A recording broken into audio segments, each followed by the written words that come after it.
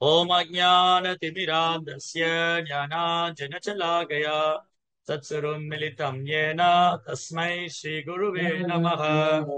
नमो ओं विष्णुपादाय कृष्णप्रेष्ठाय भूतले श्रीमते भक्तिवेदान्त स्वामीति नामिने। नमस्ते सारस्वती देवे गौरवाणी प्रचारिणे निर्विशेष शून्यवादी पाश्चात्य देशतारिणे। जय श्री कृष्ण चैतन्य प्रभु नित्यानंद श्री अद्वैत गदाधर श्रीवासदि गौर भक्त वृंद। हरे कृष्णा कृष्ण कृष्ण हरे हरे, हरे राम राम राम हरे हरे। ஹரே கிருஷ்ணா. பக்தர் எல்லாருக்கும் என்னுடைய பணிவான நமஸ்காரம், வணக்கம். இன்னைக்கு பாகவத சத்சங்க வகுப்புல வந்து கலந்துட்டு இருக்கிற எல்லா பக்தர்களுக்கும் என்னுடைய பணிவான வணக்கத்தை தெரிவித்துக் கொள்கிறேன். ஸ்ரீமத் பாகவதம் முதலாம் ஸ்கந்தம் 15ஆம் அத்தியாயத்தோட தொடர்ச்சி. இன்னைக்கு படிக்கிற ஸ்லோகம் 7 முதல் 11 வரை. ஓம் நமோ பகவதே வாசுதேவாய, ஓம் நமோ பகவதே வாசுதேவாய, ஓம் நமோ பகவதே வாசுதேவாய. நாராயண நமஸ்கிருத்யம் நரம் சைவ நரோத்தமம் தேவீம் சரஸ்வதீம் व्यासं ततो जयमुदीरयेत्। अष्टप्रायेषु भद्रेषु नित्यं भागवत सेवया भगवतीरुत्तम श्लोके भक्तिर्भवति नैष्टिकी। சரி, ஸ்ரீமத் பாகவதம் முதலாம் ஸ்கந்தம் 15வது அத்தியாயம் ஆண்டவர்களின் துறவு. இன்னைக்கு படிக்கிற ஸ்லோகம் வந்து 7வது பதத்திலிருந்து ஆரம்பிக்கிறோம்.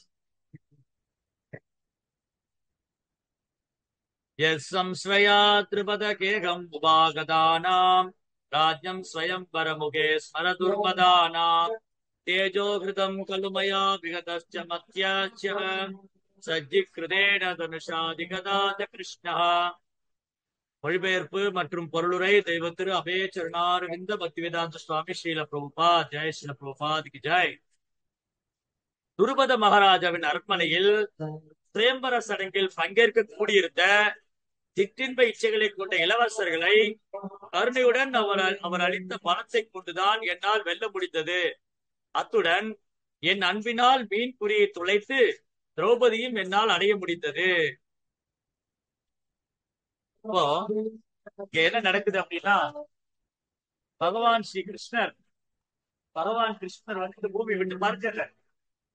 மகாபாரத யுத்தம் எல்லாம் முடிஞ்சு பாண்டவர்களை வந்து இந்த உலகத்துக்கே சக்கரவர்த்தியை யுதிஷ்டிர மகாராஜாவை இந்த உலகத்துக்கே சக்கரவர்த்தியை அமர வைத்துக்கிட்டு அஸ்தினாபுரத்தை விட்டு பகவான் துவாரைக்கு திரும்ப போயிடுறாரு. இப்ப துவாரைக்கு திரும்ப போன பகவான் கிருஷ்ணருடைய அடுத்த நடவடிக்கை என்ன? துவாரைக்கு திரும்ப சென்ற கிருஷ்ண பகவானுடைய அடுத்த நடவடிக்கை என்ன? அவருடைய திட்டம் என்ன? அதை தெரிந்து கொள்வதற்காக யுதிஷ்டிர மகாராஜா அர்ஜுனனை வந்து துவாரைக்கு அனுப்புறார். அர்ஜுனன் துவாரைக்கு போய் 7 மாதங்களாய் திரும்ப வரவே இல்லை. என்ன நடந்ததோ ஏதோ ஆச்சோ ஒரே பதட்டம், கவலை யுதிஷ்டிர மகாராஜாவுக்கு. அது மட்டும் இல்ல, ஒரு பல்வேறு கெட்ட நிமித்தங்கள், பல்வேறு அபசகுனங்களை அவர் பாக்குறார், நிமித்தங்களை பாக்குறார். அவரோட உடல்லயே பல நிமித்தங்கள் நடக்குது. இடது கண்ணு துடிக்குது, இடது தோல் துடிக்குது, இடது தொடை நடுங்குது. அப்புறம் இயற்கையில நிறைய மாற்றம். மழை பெய்யக்கூடாத நேரத்துல மழை பெய்யுது, வெயில் அடிக்க கூடாத நேரத்துல வெயில் அடிக்குது, சீதோஷம் எல்லாம் மாறிடுச்சு. அப்புறம் மற்ற ஜீவராசிகள், நாய், பசுமாடு, பூனை, இதெல்லாம் பழக்கத்துக்கு மாறா சத்தம் போடுது. இதெல்லாம் பார்த்து யுதிஷ்டர் வந்து ஏதோ ஒரு அசம்பாவிதம் நடக்க போகுது, ஏதோ சம்திங் ராங், என்ன நடக்க போகுதுன்னு அவர் நினைச்சிட்டு இருக்கும் போதுதான் அர்ஜுனன் திரும்ப வர்றார். திரும்ப வந்த அர்ஜுனன் ஒரு நடைப்பினம் போல் வர்றார். ஒரு பிணம் எழுந்து, உயிரற்ற ஒரு உடல் எழுந்து நடந்து வந்தா எப்படி இருக்குமோ அந்த மாதிரி ஒரு உயிரற்ற உடலை போல அர்ஜுனன் திரும்ப நடந்து வர்றார். ஒரு கண்கள் இருந்து அப்படி கண்ணீர் அருவி மாறி, அவரால் பேச முடியல, தொண்டையெல்லாம் அடைக்குது, அழற. அப்ப யுதிஷ்டிரர் கேட்கிறார், அர்ஜுனா உனக்கு என்ன ஆச்சு? உன்னை யாராவது போர்ல தோற்கடிச்சிட்டாங்களா? இல்ல நீ ஏதாவது தவறு செஞ்சிட்டியா? இந்த மாதிரி பல கேள்விகளை கேட்கிறார். உன்னுடைய வருத்தத்துக்கு, உன்னுடைய சோகத்துக்கும் உன்னுடைய வருத்தத்துக்கு காரணம் என்ன? நீ வந்து இங்கிருந்து போன அர்ஜுனன் மாதிரி இல்ல. அஸ்தினாபுரத்திலிருந்து போன அர்ஜுனன் சூரியனை போல பிரகாசமாகவும் ஆஜானு பாகனாகவும் பலம் பொருந்திய புயங்களை உடையவனாகவும் தலை நிமிர்ந்து தலை நிமி தலை நிமிர்ந்து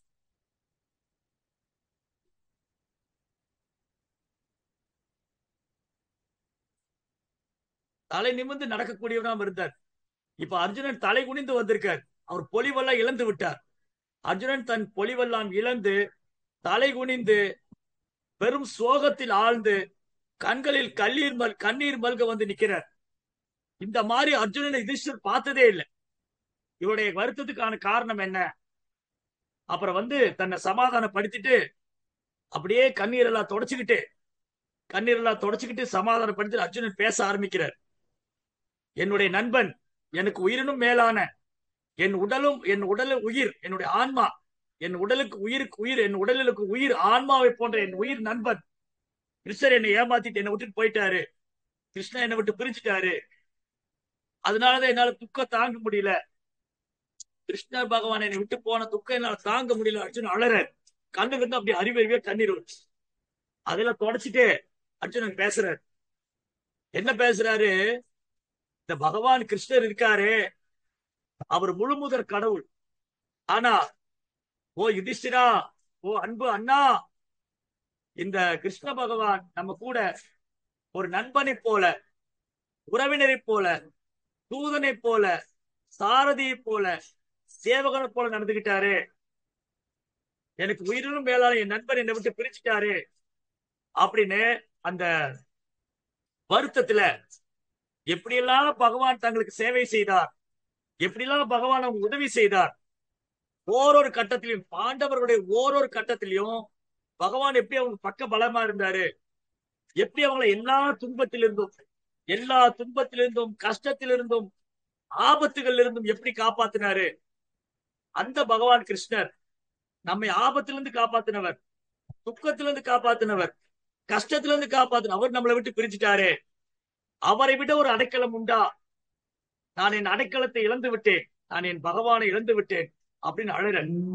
அதுக்கப்புறம் அர்ஜுனன் வந்து இதுவரைக்கும் கிருஷ்ணர் எப்படியெல்லாம் அவங்க ஆபத்திலிருந்து காப்பாத்தினாரு, எப்படியெல்லாம் கிருஷ்ணர் வந்து அவங்க ஆபத்திலிருந்து காப்பாத்தினாரு, பல்வேறு சவால்கள் இருந்து காப்பாத்தினாரு, எப்படியெல்லாம் பாண்டவர்களுக்கு பக்க பலமா உறுதுணையா இருந்தாரு, அதெல்லாம் நினைச்சு பாக்குறாரு. அதாவது உடலால அர்ஜுனன் கிருஷ்ணரை விட்டு பிரிச்சுட்டாரு. ஆனா உணர்வால அர்ஜுனன் கிருஷ்ணர் கூட இருக்காரு. பிசிக்கலா வந்து அர்ஜுனன் கிருஷ்ணர் பிரிச்சுட்டாங்க. பட் கான்சியஸ்னஸ், உணர்வால ஒன்றிதான் இருக்கு. அதனால அர்ஜுனனால கிருஷ்ணரை மறக்க முடியல. அவர் சொல்றாரு, யுதிஷ்டிரனா உங்களுக்கு ஞாபகம் இருக்கா? ஒரு சமயம் துருபதராஜாவோட அரண்மனையில திரௌபதிக்கு சுயம்பரம் நடந்தது. துருபதராஜா அனௌன்ஸ் பண்ணார். இதனால சகனமானவருக்கு தெரிவிப்பது என்னவென்றால், துருபத நாட்டு ராஜகுமாரி திரௌபதி, இவரை மனம் முடிக்கிறவங்க திறமை இருந்தா இந்த சவாலை ஏற்றுக்கொள்ளலாம். என்ன சவாலு? கீழே தரையில ஒரு மீன் சுத்திட்டு இருக்கும். அவருடைய பிம்பம் மேல வந்து அந்த மேல ஒரு சீலிங்ல ஒரு மீன் சுத்திட்டு இருக்கு. இந்த கீழே இருக்கிற மீனை பார்த்துட்டு மேல இருக்கிற மீனோட கண்ணுல அம்பையர். இந்த சவாலை ஏற்றுக்கொள்ள மாவீரன், ஆக சிறந்த மாவீரன் யாரேனும் இந்த சவாலை ஏற்றுக்கொண்டால் என் மகளை நான் மனம் முடிப்பேன். சுயம்பரம். ஒரு காலத்துல சுயம்பரம் இருந்து, சுயம்பரம்னா உயர்ந்த குலத்துல பிறந்த பெண்கள், சத்திரிய பெண்கள் தங்கள் கணவன்மார்களை கணவனை தாங்களே தேர்ந்தெடுக்கலாம். அந்த அளவுக்கு பக்குவமான மனோநிலையும் திறமை, எந்த மாதிரி ஒரு வீரன், எந்த மாதிரி ஒரு புருஷன், எந்த மாதிரி வீரன் தனக்கு கணவரா வரணும், அவனுடைய ஆற்றல், அவனது செயல், ஆக சிறந்த ஒரு மாவீரன், அப்படி ஒருத்தனை தன் கணவரா தேர்ந்தெடுக்கக்கூடிய திறமை வந்து சத்திரிய பெண்களுக்கு இருந்து. அதனால சுயம்பரம் நடக்கும். சுயம்பரம் அது வந்து ஜெனரலா அனௌன்ஸ் பண்ணுவாங்க. பாத்தீங்கன்னா ஜனகர் கூட அனௌன்ஸ் பண்ணாரு, யாரு வந்து எங்க அரண்மனையில் இருக்கிற சிவதனுஷ வந்து வில்லுக்கு நான் ஏற்றாங்களோ அவங்களுக்கு என் மகளை கல்யாணம் செய்து வைப்பேன். அதே மாதிரிதான் நாக்னஜித் ஒரு ராஜா. நாக்னஜித் ராஜாவுக்கு நக்னஜித் ஒரு அழகான பொண்ணு. இந்த இளவரசி யாராவது கல்யாணம் பண்ணிக்கணும்னா என்னுடைய சபையில 7 காளை, பிரம்மாண்டமான காளைங்க, பெரிய மலை மாதிரி இருக்கு அந்த காளைங்க. அந்த காளையோடைய திமில் இருக்கு இல்லையா, அது ஆகாசத்தை தொட்டு பெரிய கொம்பு. இந்த 7 காளைகளை யாரு அடக்குறாங்களோ அவங்களுக்கு என் பொண்ணை கல்யாணம் பண்ணிக்கிறேன். இந்த மாதிரி சேலஞ்ச் இருக்கு. அப்போ துருபத ராஜா அவருக்கு திரௌபதி மகளாக பிறந்தார். திரௌபதி ஒரு சாதாரண பெண்மணி அல்ல. நம்மள மாதிரி ஒரு தாயினுடைய கருவுல இருந்து வரல. நம்ம எல்லாம் என்ன பண்ணோம், ஒரு ஆண் பெண் இணைந்து அந்த பெண்ணினுடைய கருவுல நம்ம தோன்றோம். ஆனா திரௌபதி பெண்ணினுடைய கருவுல வரல, அவங்க யாகசாலையிலிருந்து வந்தாங்க. திரௌபதி துரு துருபத மகாராஜா யாகம் செய்யும் போது அந்த யாகசாலையிலிருந்து தோன்றிய அதிர்ஷ்ட தேவதை. துருபத மகாராஜாவுடைய யாகத்திலிருந்து தோன்றிய அதிர்ஷ்ட தேவதை. ஏன்னா துருவத மகாராஜா யாகம் செய்யும் போது 2 கோரிக்கை வச்சார், 2 வேண்டுகோள். எதுக்காக யாகம் பண்ணாரு? துரோணாச்சாரியரை நான் வெல்ல வேண்டும், துரோணாச்சாரியரை நான் வெல்ல வேண்டும் அல்லது அவரை கொல்ல வேண்டும். அதற்காக ஒரு மகன், யாகத்திலிருந்து ஒரு மகன், ஒரு வீரன் திருஷ்டதும்னன். அதுக்கப்புறம் அர்ஜுனனுடைய வீர தீர பராக்கிரம செயல்கள். அர்ஜுனன் எவ்வளவு ஆகச் சிறந்த ஒரு பக்தன், அந்த அர்ஜுனன் எனக்கு மருமகனாக வேண்டும், அதற்காக ஒரு பெண். துரோணனை கொல்றதுக்கு ஒரு மகன், அர்ஜுனனை மறக்கிறதுக்கு ஒரு பெண், ஒரு மகள். திருஷ்டதும்னா, திரௌபதி 2 பேருமே யாகசாலையிலிருந்து தோன்றினவங்க. இதெல்லாம் இப்ப சொல்ல நம்ப மாட்டாங்க. என்னங்க கதை விடுறீங்க, யாகசாலையிலிருந்து வருவாங்களாமா, இதெல்லாம் நாங்க நம்பணுமா? இதுக்கு அறிவியல் எல்லாம் வைத்து உணரக்கூடிய விஷயம் அல்ல. இந்த பௌதிக கல்வி, ஏட்டுக்கல்வி, மனக்கற்பனை, வரட்டு தத்துவம், இதையெல்லாம் வைத்து உணரக்கூடிய விஷயங்கள் அல்ல. இது ஆன்மீகமானது. இந்த ஆன்மீகமான விஷயங்களை இந்த சிறு மூளை வைத்துக் கொண்டு உணர முடியாது. யாகத்திலிருந்து தோன்றும் போது ஒரு பிராமணர் சிறந்த யாகம் செய்யும் போது, நல்ல கை தேர்ந்த பிராமணர் யாகம் செய்யும் போது அந்த யாகசாலையிலிருந்து பல்வேறு அற்புதங்கள் நடக்கும். வரலாற்றுல நிறைய சரித்திரங்கள் உண்டு. எப்படி தசரதனுக்கு யாகத்திற்கு பிரசாதம் கிடைச்சு ராம் லக்ஷ்மண் பரத சத்ருகன் தசரதனுக்கு யாகம் செய்யும் போது அந்த யாகசாலையில ஒரு அழகான தேவர் தோன்றி பிரசாதம் கொடுத்தார். அந்த பிரசாதத்திலிருந்து 4 குழந்தைகள், ராம் லக்ஷ்மண் பரத சத்ருகன். அதே போலதான் பல அற்புதங்கள். பலி மகாராஜா யாகம் செய்யும் போது யாகசாலையிலிருந்து பலி மகாராஜாக்கு யாகத்துக்கு தேவையான யுத்தத்துக்கு, தேவர்களை எதிர்ப்பு யுத்தத்துக்கு தேவையான அஸ்திரங்கள், குதிரைகள், தேர், பல அற்புதமான பொருட்கள் கிடைச்சது. அதனால யார் ஒருத்தர் யாகம் செய்து பகவானை திருப்தி செய்யறாங்களோ அவங்க யாகத்திலிருந்து நிறைய பொருட்கள் கிடைக்கும். ஆனா கலியுகத்துல அந்த மாதிரி யாகம் செய்யறதுக்கு தகுந்த பிராமணர் கிடையாது, அந்த யாகம் செய்யறதுக்கு தகுந்த சத்திரியனும் கிடையாது. கலியுகத்துல பிராமணர்களும் இல்ல, சத்திரியனும் இல்ல. கலியுகத்துல சூத்திரதான். கலோ சூத்திர சம்பவா, கலியுகத்துல எல்லாரும் சூத்திரர்களா போயிட்டாங்க. அதனால கலியுக மக்களுக்கு சிபாரிசு செய்யப்பட்டிருக்க யஜ்யம் சங்கீர்த்தனம். ஹரே கிருஷ்ணா கிருஷ்ண கிருஷ்ணா ஹரே ஹரே, ஹரே ராம் ராம ராம் ஹரே ஹரே. இதுதான் இந்த யுகத்துக்கான யஜ்யம் சங்கீர்த்தன பிராயை, நாம சங்கீர்த்தனம். இதுதான் இந்த யுகத்துக்கான யஜ்யம். அப்போ அந்த காலத்துல திருஷ்டத்தும்ன, அதாவது துருபத மகாராஜ் யாகம் செய்யும் போது அந்த யாகசாலையில் தோன்றிய திரௌபதி அவதாரம் செய்ததே அர்ஜுனனை மனம் முடிப்பதற்காக தான். திரௌபதி அவதாரம் செய்ததே எதுக்காக? அர்ஜுனனை மனம் முடிக்கிறதுக்காக. ஏன்னா துருபத மகாராஜுக்கு நல்லா தெரியும், இந்த வித்தையில வெற்றி பெறக்கூடியவன் அர்ஜுனன் மட்டுமே. இந்த ஆக சிறந்த ஒரு வித்தையில கை தேர்ந்த நபர் அர்ஜுனன் தான், வேற யாராலுமே செய்ய முடியாது அப்படின்னு இந்த சுயம்பரத்தை ஏற்பாடு செய்யறார். துருபத மகாராஜா அவர் அரண்மனையில ஒரு சுயம்பரம் ஏற்பாடு செய்யறார். அந்த சுயம்பரத்துக்கு நிறைய பேர் வந்திருக்காங்க. கர்ணா, இன்னும் பல, துரியோதனன், பல்வேறு அமைச்சர்கள், மந்திரிகள், சிற்றரசர்கள், பேரரசர்கள், பல இளவரசன்மார்கள், ராஜகுமார்கள் எல்லாம் வந்திருக்காங்க. ஆனா இவங்க யாராலும் அந்த காரியத்தை செய்ய முடியாது. அர்ஜுனால மட்டும்தான் முடியும். அப்புறம் கர்ணன் நினைச்சா நினைக்கும். ஆனா திரௌபதி ரொம்ப சாமர்த்தியமா கர்ணனை தவிர்த்து விடுறாங்க, அர்ஜுனனை செலக்ட் பண்ணிடுறாங்க. அப்ப இங்க அர்ஜுனன் என்ன சொல்றாரு, பகவானுடைய கருணை, பகவான் கருணையுடன் அவர் அளித்த பலம் கொண்டுதான், கிருஷ்ணாவுடைய கருணை, அந்த பலத்தால் தான் என்னால் வெல்ல முடிந்தது. பாருங்க, ரெண்டு விஷயம் இங்க, ரெண்டு அழகான ஒரு பாடம். கர்ணன், அர்ஜுனன். கர்ணனுக்கு தன் பலத்தின் மேல கர்வம். நான் தான் சிறந்த வில்லாளி, என்னை விட சிறந்த ஒரு வீரர் கிடையாது. அதனால கர்ணன் யார் பேச்சையும் கேட்கல. கர்ணனுக்கு குருவும் கிடையாது, கர்ணனுக்கு எஜமானும் கிடையாது, கர்ணனுக்கு அதிகாரிகள் கிடையாது. அவர் எடுக்கிற முடிவுதான். ஆனா அர்ஜுனன் அப்படி அல்ல. அர்ஜுனன் என் பலம், என் வீரம் எல்லாம் பகவானுடைய கருணை, அவருடைய கருணையால தான்.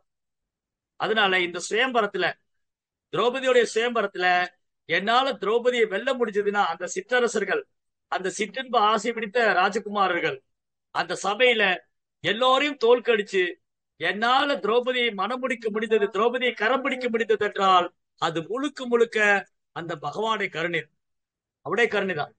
அவரது கருணையால் தான் என்னால் அதை வெல்ல முடிந்தது. அத்துடன் என் அன்பினால் மீன்பிடியை துளைத்து திரௌபதியும் என்னால் அடைய முடிந்தது. யாரெல்லாம் அங்க சேலஞ்ச் பண்ணாங்களோ எல்லா ராஜகுமாரிலும் அர்ஜுனன் ஜெயிச்சிட்டாரு. அந்த மீன் மாதிரி சரியா அம்பு தொலைச்சு திரௌபதியை கல்யாணம் பண்ண. அப்போ திரௌபதியை அர்ஜுனன் மணந்ததுக்கு தன்னுடைய வீரம் தான் காரணம், நான் தான் காரணங்கிற பொய் அகங்காரம் இல்லை அர்ஜுன் இடத்துல. பொய்யாங்காரமே இல்லை. அர்ஜுன் என்ன நினைக்கிறாரு? பகவான் என் கூட இருந்தாரு, கிருஷ்ணர் என் கூட இருந்ததுனாலதான் என்னால ஜெயிக்க முடிச்சுது. இப்போ அந்த கிருஷ்ணர் என் கூட இல்ல, என் பலத்தை எல்லாம் நான் இழந்து விட்டேன். அப்ப அர்ஜுன் என்ன நினைக்கிறாரு? என்னுடைய பலம் கிருஷ்ணா, கிருஷ்ணர் என் கூட இருந்ததுனாலதான் எனக்கு பலம், வீரம், திறமை, என்னுடைய வெற்றி எல்லாம் பகவான் என் கூட இருந்ததுனால. இப்ப அந்த பகவான் என்னை விட்டு பிரிந்து விட்டாரே அப்படின்னு வருத்தம். அடுத்த ஸ்லோகா.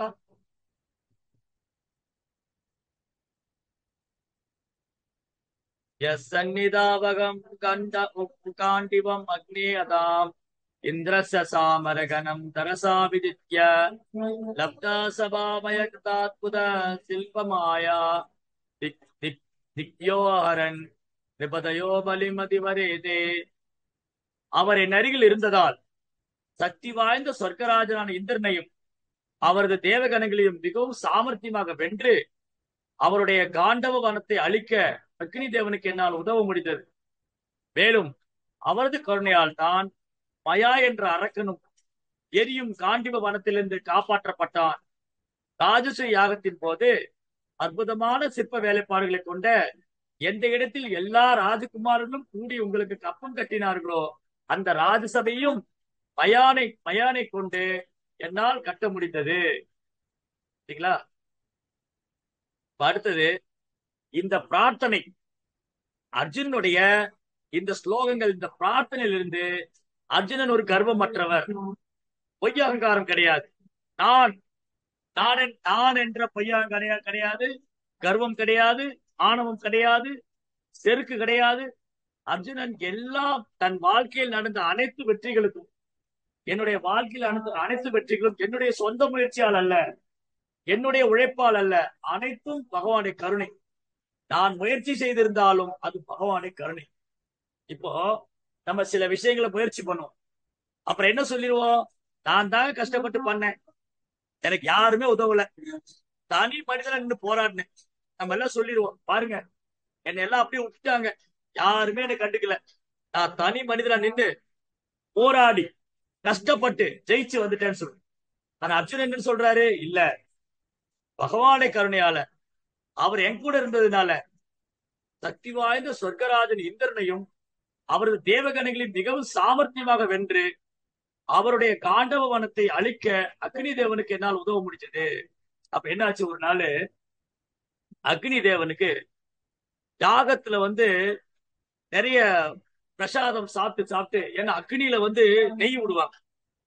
ஓமிதம் இந்திராய நம ஸ்வாஹா, ஓமிதம் வருணாய நம ஸ்வாஹா, ஓமிதம் வாயுவே நம ஸ்வாஹா, ஓமிதம் அஸ்மிமாய நம ஸ்வாஹா, ஓம் விஷ்ணுவே நம ஸ்வாஹா. யாகத்துல நெய் விடுவாங்க. அப்ப இந்த நெய்யெல்லாம் உள் வாங்கி வாங்கி அக்னி தேவருக்கு ஒரு ப்ராப்ளம் ஆயிடுச்சு. அவரால் டைஜஸ்ட் பண்ண முடியும், அவருக்கு அந்த யாகத்தை செரிமானிக்க முடியும். அப்ப என்ன பண்ணாரு? அர்ஜுனன் அந்த காண்டிவ வனம், அந்த வனத்தையே அர்ஜுனனுக்கு இரையா கொடுக்கிறார். இங்க நிறைய மூலிகைகள்லாம் இருக்கு. காண்டிவ வனத்துல நிறைய மூலிகைகள்லாம் இருக்கு. அந்த வனத்தை அர்ஜுனன் தன்னுடைய திறமையான வில் அம்புனால அந்த வனத்தை எரித்து அந்த அக்னி தேவனுக்கு பரிசா கொடுக்கிறார். அப்ப அக்னி தேவனும் திருப்தி அடைந்து அர்ஜுனுடைய அந்த சேவையில் திருப்தி அடைந்து அவருக்கு காண்டிவம்ங்கிற வில்லு கொடுக்கிறார். காண்டிவம். அப்போ அந்த வனத்துல மயன் என்ற ஒரு அசுரன் ஒளிந்திருக்கார். மயா மயன்கிற அசுரன் இவன் அந்த வனத்துல ஒளிஞ்சிருக்கார். இப்போ அர்ஜுனன் இந்த வனத்தை எரிச்சு பசுமாக்கும் போது இந்த மயன் நேரம் அர்ஜுனன் சரணாகிறார். பாருங்க, கிருஷ்ணாண்ட சரணடையில மயன்கிற அரக்கன் அசுரன் கிருஷ்ணண்ட சரணடையில அர்ஜுனன் சரணடையில. ஏன்னா ஒருவேளை நான் கிருஷ்ணரை சரணடைஞ்சா கிருஷ்ணா என் அசுரனை தண்டிச்சுட்டா என்ன பண்றது? கிருஷ்ணா நான் ஒரு அசுரன், அசுரர்கள் பக்கம் இருக்கிறேன், தேவர்களுக்கு எதிரா இருக்கிறேன், தேவர்களை நான் துன்புறுத்துறேன் அப்படின்னு கிருஷ்ணா என்ன தண்டிக்க நினைக்கலாம். ஆனா அதே சமயம் நான் அவர் பக்தரை தஞ்சம் புகுத்து விட்டால், நான் அவர் பக்தரை தஞ்சம் புகுத்து விட்டேன்னா கிருஷ்ணர் என்ன தண்டிக்க மாட்டார், என்ன மன்னிச்சிருவாரு. ரொம்ப புத்திசாலி மயன் இருக்காருல, ரொம்ப புத்திசாலி. அவர் என்ன பண்ணாரு, கிருஷ்ணரை சரணடையாம நேரம் அர்ஜுனன் போறாரு. அர்ஜுனா, எனக்கு அடைக்கலம் கொடுங்க, எனக்கு அடைக்கலம் கொடுங்க. அப்போ சரணாகதி என்று விட்டார் மயன். உடனே அர்ஜுனன் அடைக்கலம் கொடுக்கிறார். கொடுத்து கிருஷ்ணர் சொல்ல, கிருஷ்ணா, இந்த மயன் என்னை சரணத்து விட்டார், நம்மை சரணத்து விட்டார், எப்படி அவரை கொள்றது, அவரை தண்டிக்க கூடாது. அப்போ பகவான் அர்ஜுனா உன் விருப்பம் போல செய், அவனுக்கு அடைக்கலம் கொடுக்கலாம். அப்போ பையனுக்கு ரொம்ப சந்தோஷம். நான் அர்ஜுனன் சரணாகதின்னு போன உடனே என்னை கொல்லாம அர்ஜுனனுக்கு அடைக்கலம் கொடுத்துட்டாரு. சந்தோஷத்துல அவர் பிரார்த்தனை செய்யறாரு பகவான்கிட்ட. பகவானே கிருஷ்ணா, உங்க பக்தர்கள் உங்களோட கருணை வாய்ந்தவங்க. ஓ கிருஷ்ண பகவானே, நீங்க ரொம்ப கருணை வாய்ந்தவரு. உங்க பக்தர் இருக்காரு இல்லையா, அவர் உங்களை விட ரொம்ப கருணை வாய்ந்தவர். நான் அடைக்கலம் வந்த உடனே எனக்கு சரணதை அடைக்கலம் கொடுத்தாரு. நான் அர்ஜுனனுக்கு என்ன செய்யணும், நான் அர்ஜுனனுக்கு என்ன செய்யணும்? அப்ப பகவான் சொன்னாரு, அவங்களுக்கு ஒரு அழகான மாளிகை கட்டி வைங்க, அரண்மனை. ஏன்னா பாண்டவருக்கு ஒரு தனி அரண்மனை இல்ல, அவளுக்கு ஒரு அழகான அரண்மனை கட்டி கொடுக்கிறேன். அதான் மயன் என்ன பண்ணாரு, எப்படி தேவர்களுடைய ஆர்கிடெக்ட், தேவர்களுடைய ஆர்கிடெக்ட் ஆர்கிடெக்சர் விஸ்வகர்மா, அதே போல அசுரனுடைய ஆர்கிடெக்ட் மயா. இவர் என்ன பண்ணாரு, ரொம்ப அழகா ஒரு அரண்மனை கட்டுறாரு. அந்த அரண்மனையில கதவு எது, ஜன்னல் எது, வீடு எது, தரை எது, தண்ணீர் எது, ஆகாசம் எது, செவர் எது, எதுவுமே கண்டுபிடிக்க முடியாது. ரொம்ப விசித்திரமான ஒரு அரண்மனை. அப்படி அழகும் ஐஸ்வர்யம், தங்கம், வெள்ளி, வைரம், வைடூரியம் ஆபரணங்களால் அலங்கரிக்கப்பட்ட, அற்புதமான ஆபரணங்களால் அலங்கரிக்கப்பட்ட ஒரு அதிசயமான அற்புதமான ஒரு அரண்மனை. ரொம்ப அழகான ஒரு அரண்மனை. பார்க்கவர்களே குழம்பிடுவாங்க, இது கண்ணாடியா, இது நிழலா, நிஜமா, கண்ணாடியா, சுமரா, தரையா, தண்ணீரா, குழம்பிடுவாங்க. அப்படிதான் என்ன பண்ணாரு துரியோதன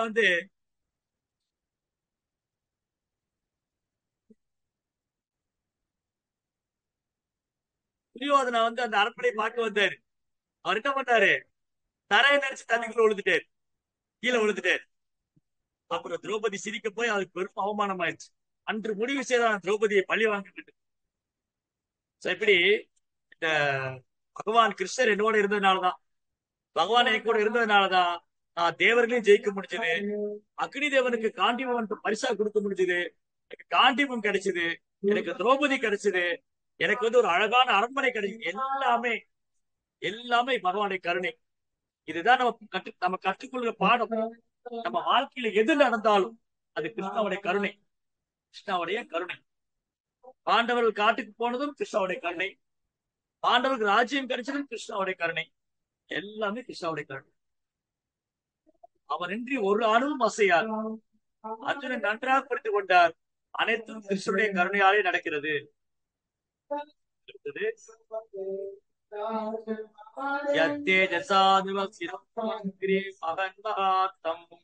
ஆர்யோ அனுஜஸ்தவ கஜாயுதஸ்வத்வ வீர்யः தேனா ஹிருதா பிரமதநாத மகாய பூபா யன்மோசிதா ததனயன் பலிமத்வரேதே. 10,000 யானை பலம், 10,000 யானைகளின் பலம் கொண்டவரான மரியாதைக்குரிய உங்களுடைய இளைய சகோதரர் பகவானின் கருணையால் பல அரசர்களால் வணங்கப்பட்ட ஜராசந்தனை கொன்றார். இந்த அரசர்கள் ஜராசந்தனின் மகாபைரவ யாகத்தில் பலியிடுவதற்காக கொண்டு வரப்பட்டிருந்தனர். இவ்வாறு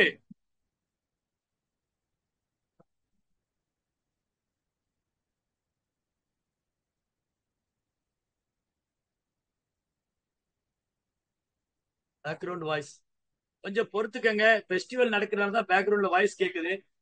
ஆல்மோஸ்ட் ப்ரோக்ராம் முடிஞ்சு போச்சு, முடிய போகுதாங்க. இன்னும் ஒரு 10 நிமிஷத்துல டிஸ்டர்பன்ஸ் கிளியர் ஆயிடும். அதுக்குள்ள நம்ம ப்ரோக்ராம் முடிஞ்சிடும். Hare Krishna. Sorry for the inconvenience. இன்னைக்கு ஃபெஸ்டிவல் டைம், அதனால பொறுத்துக்கங்க. ஓகே,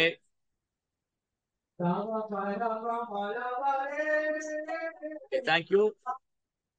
சோ இந்த ஜராசந்தன் மகாபைரவ யாகத்திற்காக பலியிடுவதற்காக கொண்டு வரப்பட்டிருந்த இந்த மன்னர்கள் தான் விடுவிக்கப்பட்டாங்க.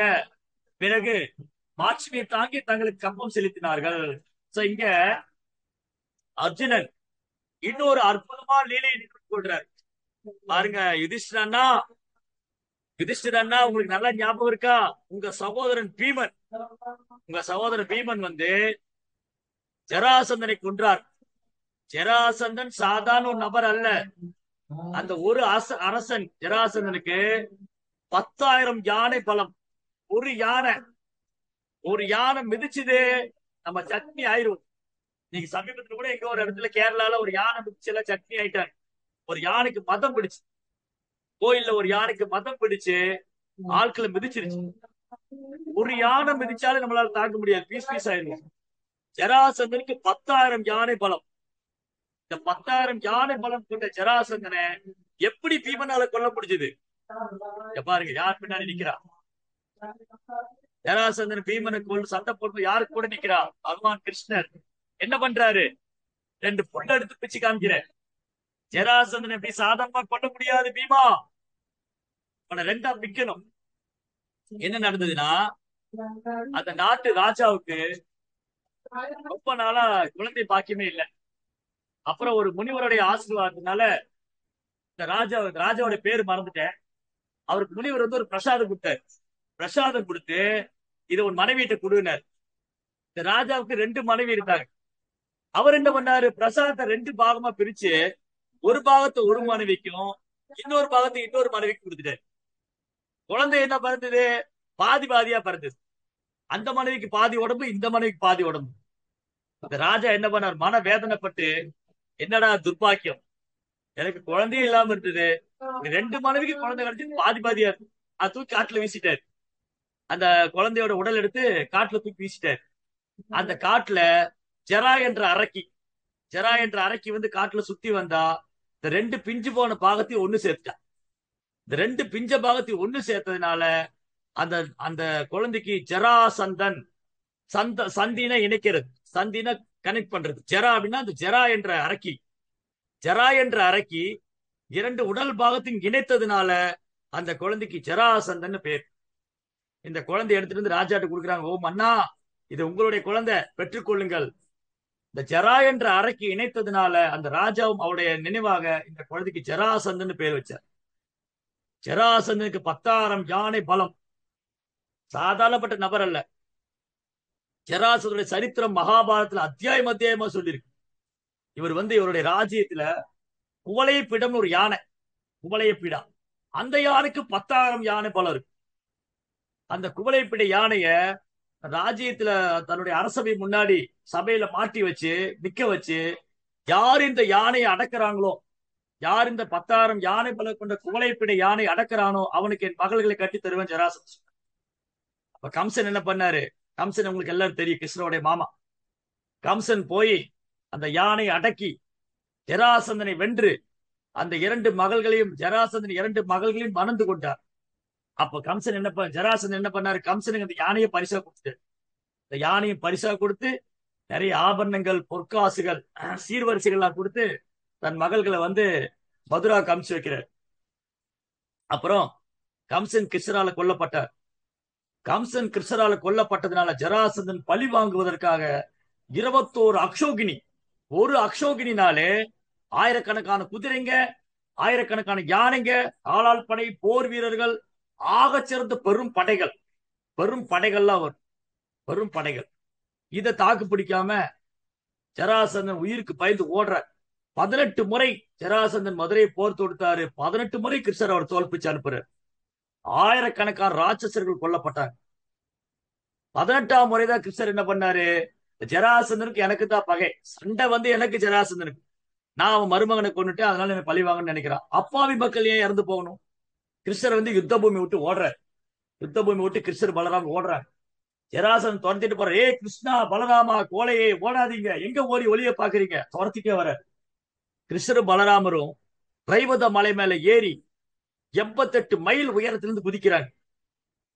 இன்னைக்கு யாராவது நான் கடவுளுடைய அவதாரம், இன்னைக்கு வந்துருவாங்க நிறைய பேர், நான் கடவுளுடைய அவதாரம். ஓ நீங்க கடவுளுடைய அவதாரமா, இந்த மாடியில இருந்து கீழே அபார்ட்மெண்ட் கீழே குதிச்சுக்காமீங்கன்னு சொல்லுங்க.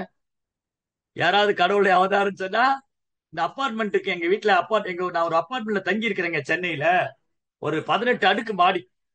நீங்க வந்து 8வது மாடியில இருந்து குதிங்களேன், கடவுளுடைய அவதாரம்னா கை தனியா கால் தனியா போயிடும்.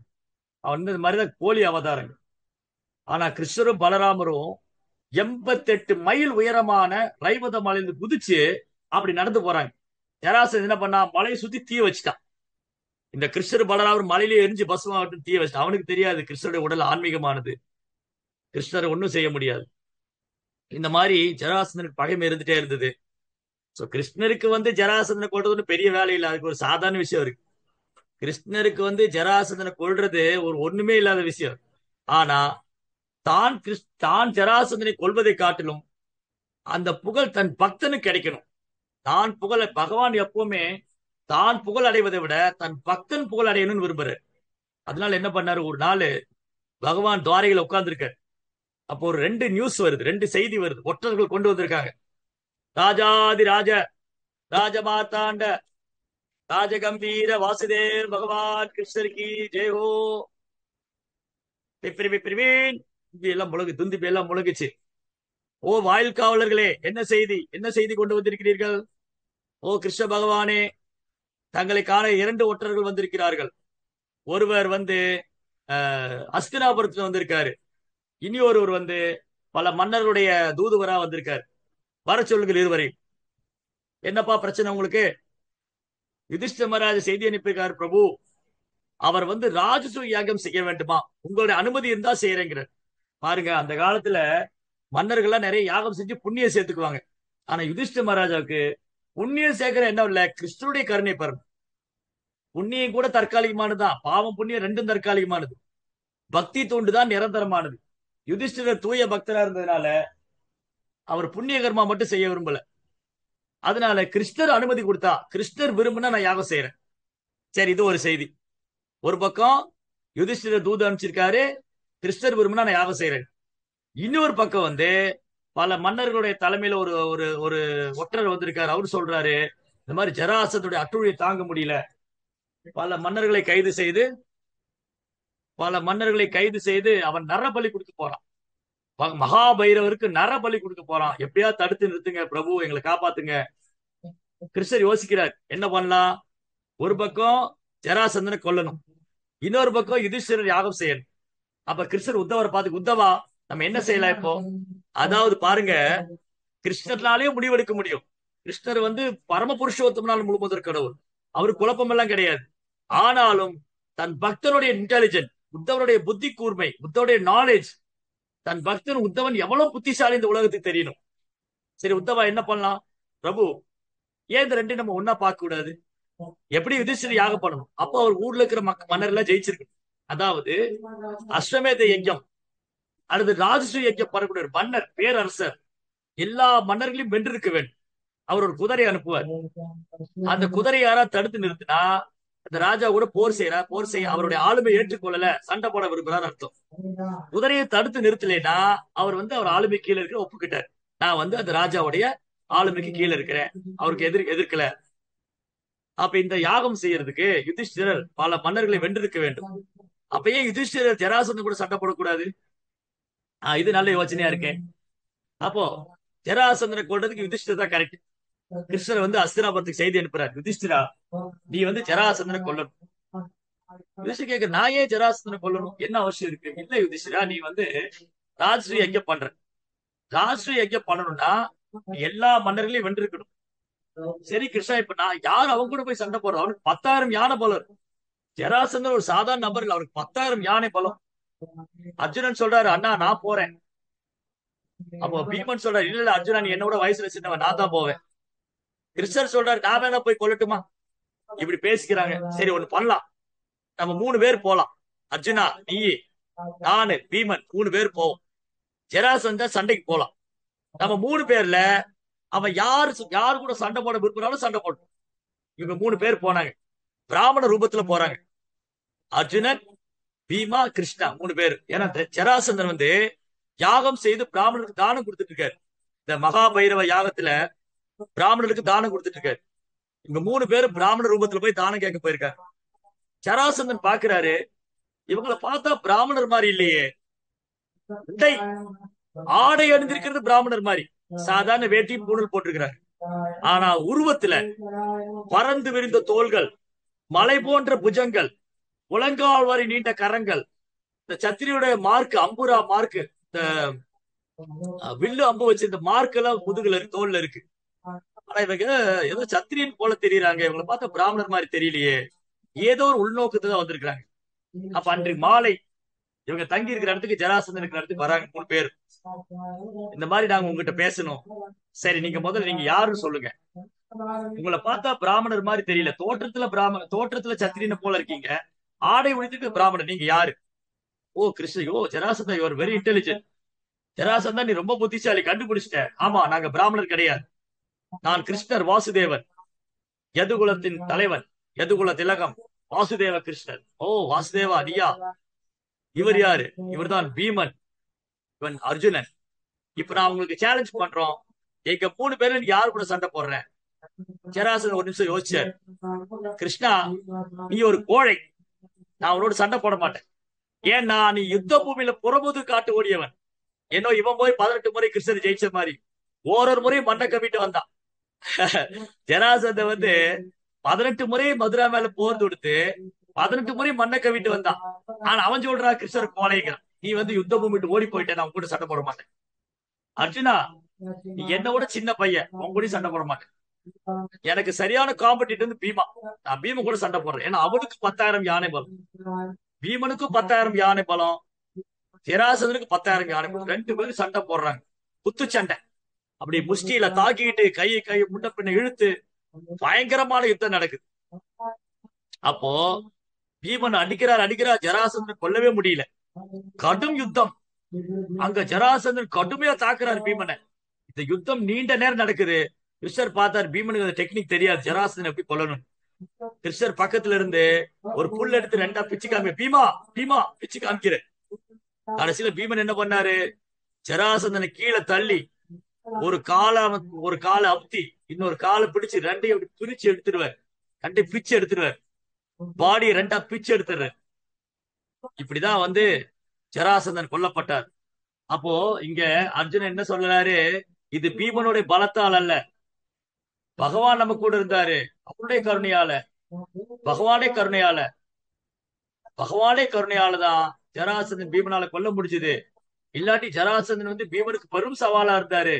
அந்த பகவான் என்ன விட்டு பிரிச்சுட்டாரு, நமக்கு எப்படி எல்லாம் பாதுகாப்பா இருந்தாரு, நமக்கு எப்படி எல்லாம் அடைக்கலம் கொடுத்தாரு, எந்த மாதிரி ஆபத்துல இருந்தெல்லாம் காப்பாத்தினாரு, அந்த பகவான் என்ன விட்டு பிரிச்சுட்டாருன்னு அழுறாரு.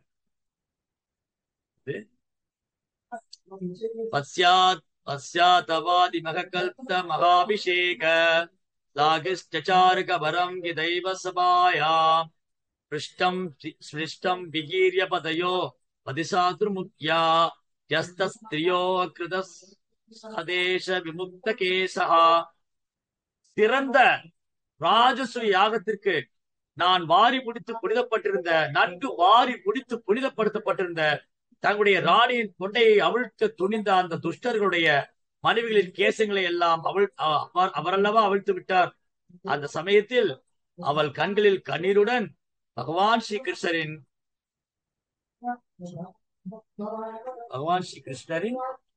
பாதங்களில் விழுந்தாள். அடுத்தது என்ன சொல்றாரு அர்ஜுனன்? சொல்றாரு, திரௌபதி அந்த சபையில அது உண்மையே இல்லாத சபை. அண்ணா யுதிஷ்டிரன்னா, அந்த சபை அசத் சபா. அங்க தர்மம் கிடையாது, உண்மை கிடையாது. ஒரு பெண் என்றும் பாராமல் அவர் சபையில் இழுத்து அவர் கூந்தலை பிடித்து இழுத்து, பெண்கள் கூந்தல் முடிந்திருப்பதான் தர்மம். அதாவது வேத காலத்துல பெண்கள் ஜடை பின்னிருப்பாங்க. இப்போ நிறைய பெண்கள் பின்றாங்க. சில பெண்கள் தலையை அவிழ்த்து விட்டுருக்காங்க. இந்த தலையை அவிழ்த்து விடுறது, கூந்தலை பின்னாம தலையை அவிழ்த்து விடுறது ஒரு அமங்கலமானது. நீங்க எங்க பாக்குறீங்க? பெண்கள் எங்க தலைவிரி கோலமா இருப்பாங்க? இறந்த வீட்டுலதான். எந்த வீட்டுல துர்சம்பவம் நடந்திருக்கோ அந்த பெண்கள் தலைவிரி கோலமா இருப்பாங்க. ஆனா இன்னைக்கு பெரும்பாலும் இதை பேஷன் நினைச்சுக்கிட்டு இருக்கிறாங்க. இது அமங்கலம். பெண்கள் தலைவிரி கோலமா இருப்பது அமங்கலம், அது மங்கலம் அல்ல. ஆனா இது பேஷன் ஆயிடுச்சு நீ, துரதிருஷ்டவசமா. சோ அர்ஜுன் என்ன சொல்றாரு? திறந்த யாதிஷ்ட யாகத்திற்காக நன்கு வாரி முடிந்த புனிதப்பட்டிருந்த தங்களுடைய ராணியின் கொண்டையை அவிழ்க்க துணிந்த அந்த துஷ்டனுடைய மனைவிகளின் கேசங்களை எல்லாம் அவரெல்லாம் என்ன பண்ணார் பாரு கிருஷ்ணா. இதுதான் வைஷ்ணவ அபராதம். யாராவது பகவானுடைய பக்தருக்கு அபராதம் செய்து விட்டால், யாராவது வைஷ்ணவ அபராதம் பண்ணிட்டார்னா அந்த வம்சத்தையே கிருஷ்ணன் எல்லாம் பண்ணிடுவார். ஒரு பக்தனுக்கு ஒரு பக்தனுக்கு யாராவது கெடுதல் பண்ணிட்டாங்க, அந்த பக்தனுக்கு அபராதம் செஞ்சிட்டாங்க, அவரை துன்புறுத்திட்டாங்க அப்படின்னா அந்த வம்சத்தையே கிருஷ்ணர் துன்பத்தில் ஆழ்த்திடுவார். அதுக்கு சிறந்த உதாரணம், திரௌபதியை சபையில் இழுத்து அவர் கூந்தலை பிடிச்சு இழுத்து சபையில் அவமானம் செய்து, அதனால கிருஷ்ணர் என்ன பண்ணாரு? திரௌபதி ஒரு பெண்ணுடைய கூந்தல்ல கை வச்சதுனால கௌரவர்கள் 100 மனைவியும், கௌரவர்களுடைய 100 மனைவியும் விதவையானாங்க, தலைவிரி கோலமானாங்க. அதான் அர்ஜுன் இங்க சொல்றாரு. அந்த துஷ்டர்களுடைய கௌரவருடைய மனைவிகளின் கேசங்களை எல்லாம் அவரல்லவா அவிழ்த்து விட்டார். அப்ப திரௌபதி எவ்வளவு அழுதிருப்பாங்க. இந்த சபையில திரௌபதி ஓடுறாங்க நேரா. திருதராஷ்டிரா, ஓ மன்னா சக்கரவர்த்தி, என்ன காப்பாத்துங்க, உங்களுக்கு கண்ணு இல்லையே, என்ன நடக்குது கூட உங்களால கேட்க முடியலையா? கண்ணுதான் உங்களுக்கு இல்ல, சுத்தி என்ன நடக்குது கேட்க முடியலையா? பாருங்க, இந்த சபையில, உங்க சபையில இது அநியாயம் நடக்குது. திருதராஷ் வாயடைச்சு உட்கார்ந்துருக்க. நேரா பீஷ்மர், பீஷ்மா பிதாமகா, தர்மம் தர்மம் தர்மத்தையே பிடிச்சு வாழ்றவராச்சு நீங்க, இது தர்மமா, இது முறையா? பீஷ்மர் அமைதியா இருக்கார். ஓ துரோணாச்சாரியரே, நீங்க பிராமணர் இல்லையா?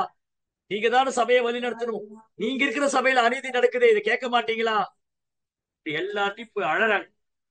திருதராஷ்டிரர், பீஷ்மர், துரோணாச்சாரியா, பாண்டவர்கள், நீங்கெல்லாம் என் கணவர்மா. அர்ஜுனா, நீ சிறந்த வில்லாளி ஆச்சே, எங்க உன்னுடைய சக்தி? ஓ பீமா, 10,000 யானை போல வச்சு என்ன பண்ணிக்கிட்டு இருக்கிற? இதுதான் தர்மமா? அழறாங்க. அழுது புலம்பி கடைசியில 2 கையை விட்டு, ஹே கிருஷ்ணா கோவிந்தா அப்படின்னு பகவானை அழைச்சாரு. பகவான் தான் திரௌபதி காப்பாத்துனாங்க. சொல்றாரு, பாத்தீங்களா, அந்த கிருஷ்ணர் அல்லவா திரௌபதியை காப்பாத்தினாரு.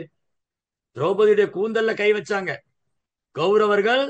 திரௌபதியுடைய கூந்தல்ல கை வச்சதுனால அந்த 100 பேருடைய மனைவியும் விதவையானாங்க, கூந்தலை தலைவிரி கோலமானாங்க. அந்த பகவான் அல்லவா அதை செய்தார். அப்ப எந்த அளவுக்கு பக்தர் மேல அவர் அன்பும் பிரியமும் வச்சிருக்காரு அப்படின்னு நினைச்சு நினைச்சு அர்ஜுன் அழற. யோனோ ஜுகோபவனயேத்ய துரந்த கிருச்சாத் துர்வாசசோவரி ரசிதாத் அபுதாகிர புக்யஹ தாகா நசிஷ்டமுபயத்ய யுதஸ்திரிலோகீம் திருப்தாம் அமஸ்த சலிலே வினிமக்ன சங்கஹ. இது ஒரு அருமையான லீலை. பாருங்க, அர்ஜுனன் தங்களுக்கு நடந்த லீலைகள்லாம் நினைச்சு பாக்குறாரு. எப்படி பகவான் ஓரொரு கட்டத்திலையும் ஓரொரு ஆபத்திலிருந்து அவங்களை காப்பாத்திருக்காரு. அந்த கிருஷ்ணர் என்னை விட்டு மறைஞ்சிட்டாரு, அந்த நண்பர் என்னை விட்டு போயிட்டாரு. என்ன என்ன நினைக்கிறாரு? நாம் வனவாசியில் இருந்த பொழுது 10,000 சீடருடன் துர்வாச முனிவர் வசிப்பவரான துர்வாச முனிவர் நமது எதிரியுடன் சேர்ந்து நம்மை ஆபத்தான நிலையில் புகுத்துவதற்காக சதி திட்டத்தில் ஈடுபட்டார். அந்த சமயத்தில் அவர், அதாவது பகவான் ஸ்ரீ கிருஷ்ணரின் மீது உணவை கொண்டு மீதி உணவை உண்டு நம்மை காப்பாற்றினாரே. இவ்வாறு அவர் உணவை உட்கொண்டதும் நதியில் குளித்து கொண்டிருந்த முனிவர் கூட்டம் வயிறார உண்டு திருப்தி அடைந்தது போல உணர்ந்தனர். உலகளும் கூட திருப்தி அடைந்தன. யஸ்மின் துஷ்டே ஜெகத் துஷ்டம். யஸ்மின் துஷ்டே ஜெகத் துஷ்டம்னா கிருஷ்ணர் திருப்தி அடைஞ்சா எல்லாரும் திருப்தி அடைஞ்சிருவாங்க. என்னாச்சு, ஒரு முறை துர்வாசர் அஸ்தினாபுரம் வந்தார். துரியோதனன் கௌரவர்கள்லாம் பயந்து பயந்து, ஏன்னா துர்வாசர் ஒழுங்கா சேவை பண்ணாலே திட்டி சபிச்சிருவார்.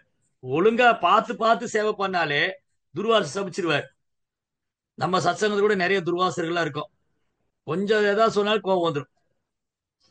சிரிச்சு பேசினா கூட கோவப்பட்டுருவாங்க. என்ன பார்த்து சிரிக்கிற நீ? என்ன பார்த்தா ஜோக்கர் மாதிரியா இருக்குன்னு கேட்டுருவாங்க. எதுக்கு என்ன பார்த்து சிரிக்கிறேன் அப்படிம்பாங்க. ஸோ துர்வாசா வந்து அஸ்தினாபுரம் வந்த போது கௌரவர்கள் விழுந்து விழுந்து சேவை செஞ்சாங்க. அவங்க சேவையில துர்வாச திருப்தி அடைந்தார். துரியோதனா, உன் சேவையில் திருப்தி அடைந்து விட்டேன், உனக்கு என்ன வரம் வேணும்னு. துரியோதனுக்கு எவ்வளவு நல்ல எண்ணம் பாருங்க. இந்த துர்வாசரை வந்து நம்ம வந்து காட்டுக்கு அனுப்பிச்சிடலாம். அங்க பாண்டவர்கள் ஒண்ணும் இல்லாம உட்கார்ந்து இருப்பாங்க. இவர் போய் கேட்பாரு பிரசாதம் கொடுங்கன்னு, அவங்க கொடுக்க முடியாம சபிச்சிருவாரு. அது மட்டும் இல்ல, இந்த பாண்டவர்கள்ட்ட அக்ஷய பாத்திரம், திரௌபதிட்ட அக்ஷய பாத்திரம் இருக்கு. அந்த அக்ஷய பாத்திரத்துல எவ்வளவு ஆயிரக்கணக்கான பேர் வந்தாலும் பிரசாதம் கொடுத்துக்கிட்டே இருக்கும். ஆனா ஒரே ஒரு பிரச்சனை என்னன்னா, எல்லாருக்கும் பிரசாதம் கொடுத்துட்டு திரௌபதி சாப்பிட்டுட்டு பாத்திரத்தை கழுவி வச்சுட்டு அடுத்த நாள் தான் வரும். ஒரு நாளைக்கு ஒரு முறை எண்ணில் அடங்காத பிரசாதம் வரும். ஆனா திரௌபதி சாப்பிட்டு அதை கழுவி வச்சுட்டாங்கன்னா அப்புறம் அடுத்த நாள் தான். இதை நல்லா தெரிஞ்சுக்கிட்டு எல்லா பாண்டவர்கள்லாம் சாப்பிட்டதுக்கு அப்புறம், திரௌபதி சாப்பிட்டதுக்கு அப்புறம் நீங்க சொல்றாரு துர்வாச முனிவரே, நீங்க எங்க சகோதரர்கள்லாம் காட்டுல இருக்காங்க, எங்களை நீங்க ஆசீர்வாதம் பண்ண மாதிரி அவங்களையும் ஆசீர்வாதம் பண்ணுங்களேன். எவ்வளவு நல்லெண்ணம் பாருங்க, எவ்வளவு நல்லெண்ணம் துரியோதனுக்கு. அட பாவம் அவங்க. இவனாவது அரண்மனையில உட்கார்ந்து இருக்கிறான், அவன் காட்டுல புல்தரையில படுத்து தூங்குறாங்க, கஞ்சியும் கிழங்கும் கூழும் சாப்பிடுறாங்க. அது இவனுக்கு பொறுத்துக்க முடியல. பொறாமை. எங்க யுதிஷ்டர் சந்தோஷமா இருந்துருவாரோ, பாண்டவர்கள் சந்தோஷமா இருந்துருவாங்களோ. பொறாமை பிடித்தவன் துரியோதனன். காட்டுல கூட அவன் சந்தோஷமா இருக்க கூடாதுன்னு நினைக்கிறான். இவன் அரண்மனையில இருக்கிறான், காட்டுல கூட பாண்டவர்கள் சந்தோஷமா இருக்க கூடாது. எவ்வளவு துர்புத்தி. அவன் துர்வாசர் சொல்ல, துர்வாசர் எனக்கு இந்த வரம் கொடுங்க. சரி, என்னப்பா அவனுக்கு வர வேணும்? நீங்க காட்டுக்கு போங்க, திரௌபதி சாப்பிட்டதுக்கு அப்புறம் போங்க, பசிக்குதுன்னு சொல்லுங்க, ஒரு பறிக்க உங்களுக்கு தர முடியாது, அவங்க சபிச்சிருங்க. சரி, வரம் கொடுத்துட்டாரு, வர்றாரு. துர்வாசர் என்ன பண்றாரு? காட்டுக்கு வர்றாரு அஸ்தினாபுரத்துல இருந்து. வந்த உடனே 10,000 சீடர், ஒன்னு ரெண்டு பேர்ல 10,000 சீடர்களோட வர்றாரு. அந்த பாண்டவருடைய குடிசை ஆசிரமத்துக்கு வர்றாரு. பாண்டவர்களுக்கு என்ன பண்றதுன்னு தெரியல. நான் போய் குளிச்சுட்டு வரேன், எனக்கு பிரசாதம் பண்ணி வைங்கன்னு போயிட்டாரு. திரௌபதியா அழறாங்க. யோ, என்ன பண்றது? நான் வந்து பிரசாதம்லாம் எல்லாருக்கும் சேவை பண்ணி பாத்திரத்தை கழுவி வச்சுட்டேனே, நீ இன்னைக்கு அக்ஷய பாத்திரத்துல பிரசாதம் வராதே. இன்னைக்கு ஒண்ணு மட்டும் உறுதி, நம்ம எல்லாரும் துர்வாசருடைய சாபத்துக்கு ஆளாகி வீணா போறோம் அப்படின்னு எல்லாம் அழுது புலம்ப. ஒரே வழிதான் இருக்கு. ஆபத் பாண்டவன், அநாத ரக்ஷகன், அகிலாண்ட கோடி பிரம்மாண்ட நாயகன், அந்த பரம புருஷோத்தமனான வாசுதேவன் இருக்கும்போது நமக்கு என்ன கவலை? திரௌபதி கூப்பிட்டாங்க, கிருஷ்ணா, கோவிந்தா, என்னை எப்படியாவது காப்பாத்துப்பா. உடனே வந்துட்டார். ஆபத்து என்று சரணடைந்த ஆத்மாக்களுக்கு அனுகிரகம் செய்ய உடனே வந்து விட்டார். வரும்போது சொல்றார், திரௌபதி, நான் துவாரகையிலிருந்து வரேன். ஓ, வெல்கம் கிருஷ்ணா, வாங்க, உங்களை தான் எதிர்பார்க்கிறேன், எங்களை காப்பாத்துங்க. அதெல்லாம் இருக்கட்டும், எனக்கு பசிக்குது, கொஞ்சம் சாப்பிட கொடுன்னு. நான் உனக்கு உதவி செய்யறதெல்லாம் இருக்கட்டும், எனக்கு பசிக்குது, ரொம்ப தூரத்துல வர சாப்பாடு போடுனர். என்ன கிருஷ்ணா நீயும் விளையாடுறிய, நான் என்ன செய்வேன்? அதுதான் இங்க பிரச்சனையே. அதுதான் பிரச்சனை. என்ன பிரச்சனை? பசின்னு வந்திருக்கிறீங்க, சாப்பாடு கொடுக்க முடியல. ஏன்னா நான் சாப்பிட்டு பாத்திரம் கழுவிட்டேன். இப்ப துர்வாசர் 10,000 சீடரோட வந்திருக்காங்க, நீங்க தான் எங்களை காப்பாத்தணும். சரி, அந்த பாத்திரம் எடுத்துட்டு வா, அக்ஷய பாத்திரம் எடுத்துட்டு வா. கிருஷ்ணா, அதுல ஒண்ணும் வராது, நான் கழுவி வச்சு, நீ எடுத்துட்டு வா. அதை எடுத்துட்டு வந்தா அந்த பாத்திரத்து ஓரமா ஒரு பறிக்க ஒட்டிக்கிட்டு இருக்கு, ஒரு பிரசாதம் ஒரு பறிக்க ஒட்டிட்டு இருக்கு. இப்ப நம்ம என்ன பண்ணுவோம்? வீட்டுல வந்து பகவானுக்கு நிவேதனம் பண்ற பூஜா பாத்திரத்தை வந்து ஒழுங்கா கழுவி வைக்கணும். இல்லாட்டி அது அபராதம் இல்லையா? பூஜா பாத்திரத்தை ஒழுங்கா கழுவி வைக்கல, என்ன இப்படி மோசமா கழுவி எப்படி இந்த பூஜைக்கு பயன்படுத்துறது? கழுவும் போது ஒழுங்கா கழுவ வேண்டாமா? சண்டைக்கு போயிடுவோம் இல்லையா? கோயில்ல வந்து பூஜாரி நமக்கு சேவை கொடுக்குறாரு, இந்த பகவானுடைய தட்டெல்லாம் வந்து கழுவி நல்லா கொண்டு வந்து கொடுங்க. நம்ம ஒழுங்கா கழுவல, பூஜாரி கோயிலுக்குள்ளே விட மாட்டார், சேவையும் தர மாட்டார். ஆனா திரௌபதி என்ன பண்ணாங்க? அதுவே அவங்களுக்கு வரம் ஆயிடுச்சு. அந்த ஒரு பறிக்க விட்டுட்டாங்க. அது கிருஷ்ணனோட ஏற்பாடுதான். கிருஷ்ணர் அந்த ஒரு பறிக்க எடுத்து வாயில போட்டார், அப்படியே வயிற்ற தடவினார். திரௌபதி, ஐ எம் சாட்டிஸ்ஃபைட், எனக்கு இந்த ஒரு பறிக்கையே போதுன்னார். கிருஷ்ணர் திருப்தி அடைஞ்ச உடனே அந்த குளிச்சுட்டு இருக்கிற துர்வாசருடைய சீடர்களும் துர்வாசரும் கழுத்து வரை சாப்பிட்ட உணர்வுல இருக்காங்க. இப்ப கிருஷ்ணர் என்ன பண்ணார்? பீமனுக்கு, பீமா, துர்வாசர் வரேன்னு சொன்னதை சொன்னீல, போய் கூப்பிடு அவங்கள. என்ன பண்றாங்க? நதியில போய் என்ன விளையாடிட்டு இருக்கிறாங்களா? கூட்டு வா, பிரசாதம் சாப்பிடலாம்னு போய் கூப்பிடு. நான் சொல்றேன் போய், கிருஷ்ணா ஒண்ணுமே, நீ போ. கிருஷ்ணா, இங்க ஒண்ணுமே இல்லையே, நீ போய் கூப்பிட்டு வா. சரி, ஏதோ கிருஷ்ணர் சொல்றாரு, அவர் என்ன சொன்னாலும் சரி, அவர் நம்மளை கொன்னாலும் சரி, அவரை காப்பாத்தினாலும் என்ன பண்ணாலும் கிருஷ்ணருடைய விருப்பம் என்னவோ, இதுதான் சரணாகதி. கிருஷ்ணர் எங்களை கொன்னாலும் சரி காப்பாத்தினாலும் சரி அவர் தான் இங்க பகவான். பீமன் போய் கூப்பிட போறார், துர்வாசரே பிரசாத் ரெடி வாங்க. அங்க ஒண்ணும் கிடையாது, ஆனா பிரசாத் ரெடி வாங்க. துர்வாசர் ஓடாரு, பீமா எங்களுக்கு வேண்டாம், எங்களுக்கு ஃபுல் ஸ்டமக்கு, அதாவது கழுத்து வர சாப்பிட்ட ஃபீலிங் ஆயிடுச்சு. ஓடுறாங்க அவங்க, எங்க போனா எங்க சாப்பிடுறது, வாந்தி எடுத்துட்டு ஓடுறாங்க அவங்க. அப்ப அர்ஜுனன் நினைச்சு பாக்குறாரு, பாத்தீங்களா பாண்டவர்களுக்கு கெடுதல் செய்ய வந்த துர்வாச கூட்டத்தை ஓட வச்சிட்டாரு கிருஷ்ணா. இது யாருடைய கருணையால் நடந்தது? எல்லாம் அந்த பரமபுருஷத்துடைய கருணை. இப்படி அர்ஜுனன் தங்கள் வாழ்க்கையில் நடந்த ஓரோ சம்பவத்துக்கும் கிருஷ்ணனுடைய கருணை தான் காரணம், அவருடைய அனுகிரகம், அவருடைய ஆசீர்வாதம்.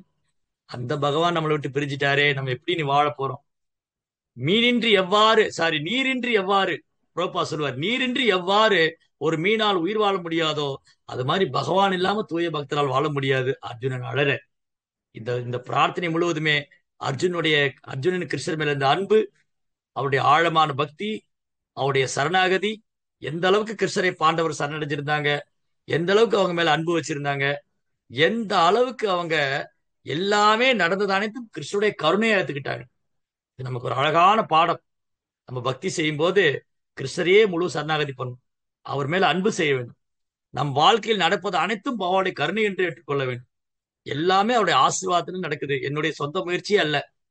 எது நடந்தாலும் கிருஷ்ணர் என்ன ஆசீர்வாதம் பண்றார். நான் நாம ஜெபிக்கிறேன், பகவான் அனுக்கிரகம் பண்றார், அவருடைய கருணை நடக்கும். இது எதுவா இருந்தாலும்.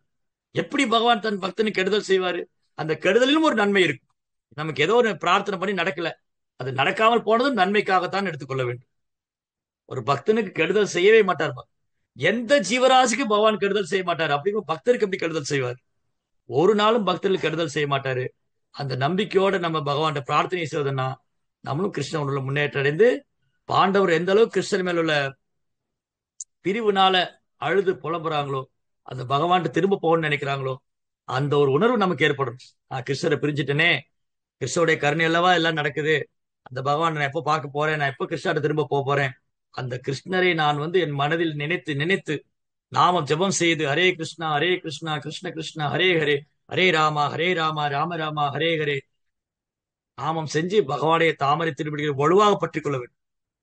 நம்ம பகவானுடைய நாமத்தை உறுதியா பற்றிக்கிட்டோம்னா ஒரு நாளும் நமக்கு தோல்வியே கிடையாது. ஹரே கிருஷ்ணா. ரந்திரா ஸ்ரீமத் பாகவதம் கி ஜெய், ஸ்ரீல பிரபுபாத் கி ஜெய்.